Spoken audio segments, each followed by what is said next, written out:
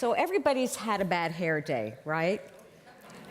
Okay, I'm going to tell you why a bad hair day can be a good thing. A bad hair day is really just a flaw in our vision of ourselves, and we all want to be perfect. We're programmed to chase perfection all our lives. Little girls are starting dieting before they're practically old enough to start school.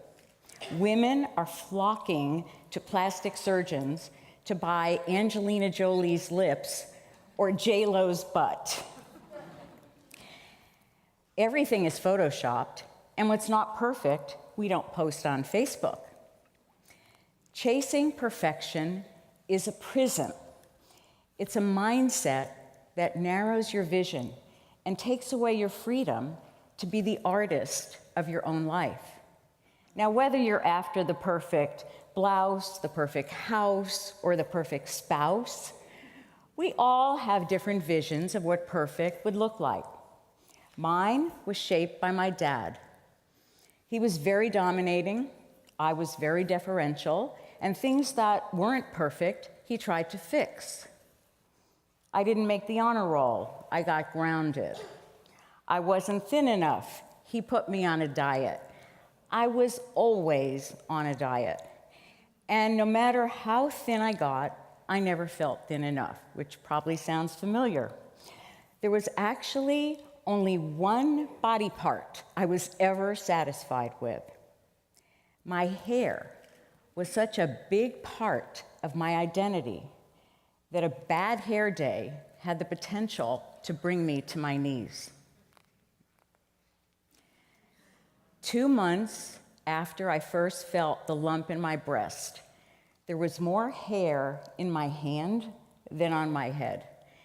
And what was left on my head was just resting there, and it looked and felt like a rough straw welcome mat. Welcome to chemotherapy. I can't show you how I look bald.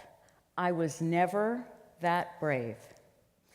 I was so trapped in that prison of perfection that I just couldn't see a way out.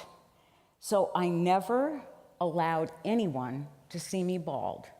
Not my friends, not my children, not my husband. I couldn't even look in the mirror and see myself.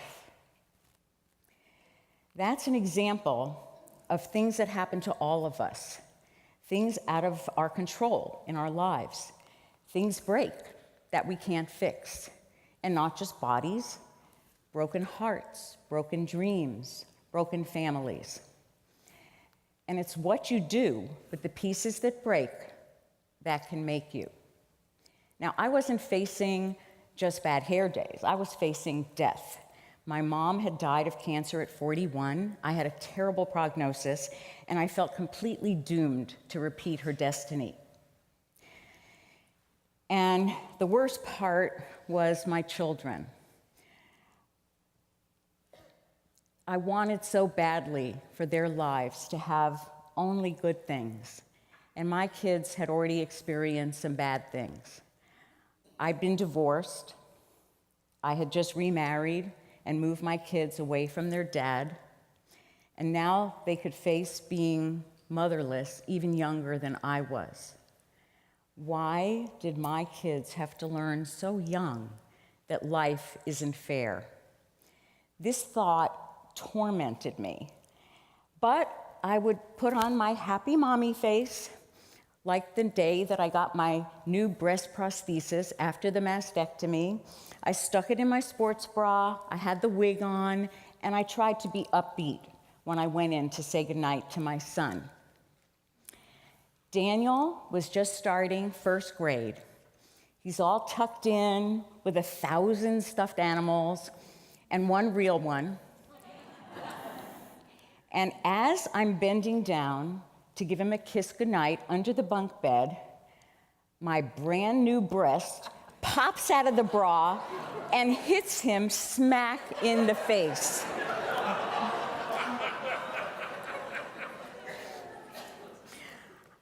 I laughed too.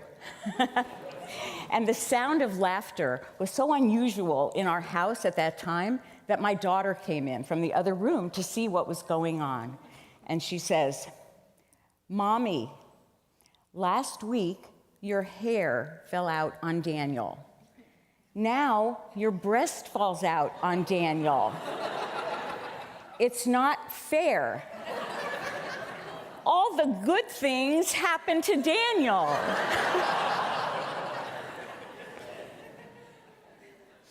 Laughter is so healing. It was such a big deal for me to be able to laugh at the thing that scared me the most. And it also showed me that my kids didn't need lives that were perfect to be okay, and neither did I. So that was sort of the beginning of the end of my pity party, and it cracked open the door to my prison. But I couldn't really escape from perfection until I learned to listen to my own inner voice, which is what we really all need to find out and discover who we really are. Now, I had never been artistic. I got C's in art that kept me off that honor roll. And even as an adult, I didn't have enough faith in my own artistic eye to pick out wallpaper. And yet, when I was looking for ways to escape the stress of cancer, I discovered that for me, painting ceramics at those little pottery studios was better than meditation or therapy. So I went a lot. And I got a little better the more I painted. And then, one day, I broke one of the dishes from this set that I had painted. And instead of tossing it out, I took the pieces and I put them around a mirror and I made a mosaic. And I liked it. So I stopped painting dishes and I started painting tiles. And I would paint them and then I would break them and I made mosaics. And I got so addicted to this and I loved it so much that I opened my own art studio. Something about that process was magical for me, and it really spoke to my inner voice. And then I realized what it was, which I forgot to show you pictures of my mosaics. The art of making mosaics was exactly what I was doing with my life, what we all can do. I was picking up broken pieces and rearranging them to make something different, something that could be beautiful in a new way. And I had plenty of broken stuff to work with, like my family. My kid's dad lived 300 miles away, and our divorce had really messed up my version of the perfect family, so I rearranged the pieces. When he would come to visit the kids, I made him part of our lives in the new community. He would go places with us and hang out at our house. My ex-husband and my new husband played golf together. You think this was what I imagined as my perfect family? Not even close. But what family is perfect, really? We all have the capacity for adaptation in our DNA. It's what makes us human. So think of resilience as an art form. We aren't copying celebrities' lives. We aren't perfecting our lives. We're creating them. Whether or not you think you're artistic, you are an artist creating a life with what you have. And you get better with practice. And often, it's those broken pieces that really help you have the opportunity to think out of the box and to grow.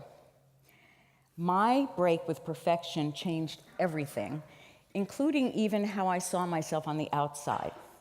Now, during cancer, I had very heavy-duty chemotherapy, and I just couldn't eat. And so every day I would get on the scale, and every day the number would go down. Sometimes you get what you wish for.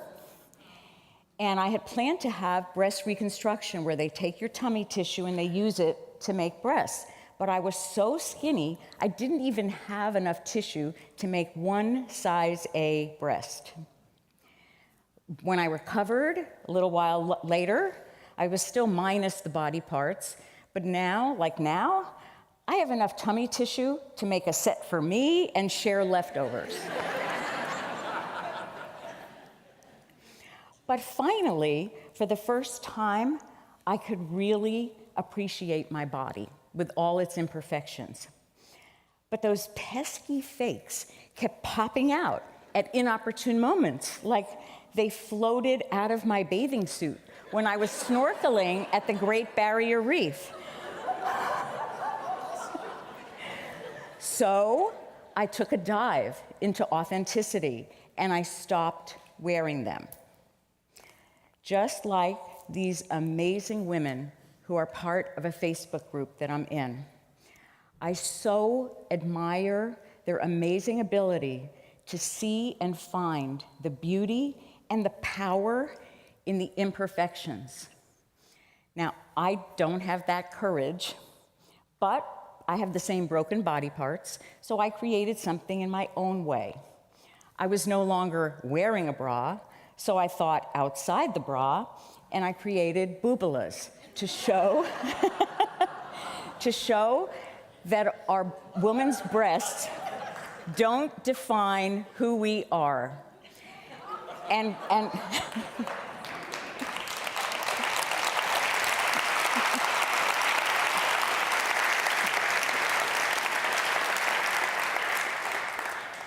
now, I'm proud that I survived cancer, but we all face challenges, and this is one we all face: aging. We're taught to fear it and fight it, and that's why so many women feel lost and invisible when they get closer to 50. Now, whether you tighten your skin or loosen your belt, your potential for perfection slips away over time, and the senior years are at the very bottom of that slippery slope. My next birthday, I'll be officially a senior citizen, 65.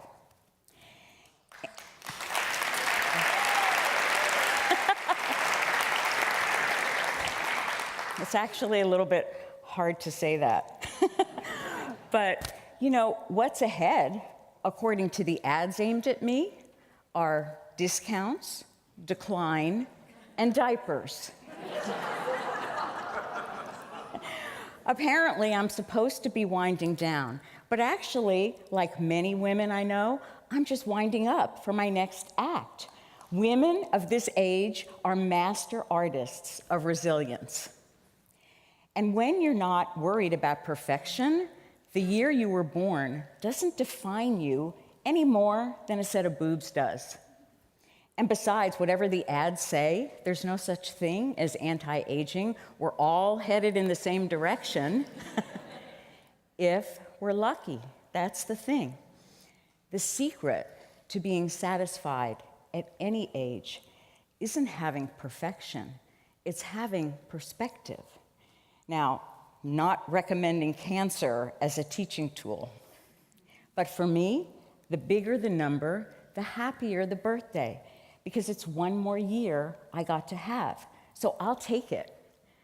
Even though nothing in my life looks anything like I thought perfect would look. I'm not posting a selfie every time I notice a new wrinkle. I'm not jumping for joy when it takes me longer getting out of bed in the morning, but I do feel grateful and privileged every day I wake up because I can keep on picking up those broken pieces like we all can and rearranging them to make something different that can be beautiful in a new way. And when you're doing that, you are the artist creating your own life. And when you're free from that prison of perfection, you don't care so much about bad hair days. It's just hair and just days. To me, that's perfect.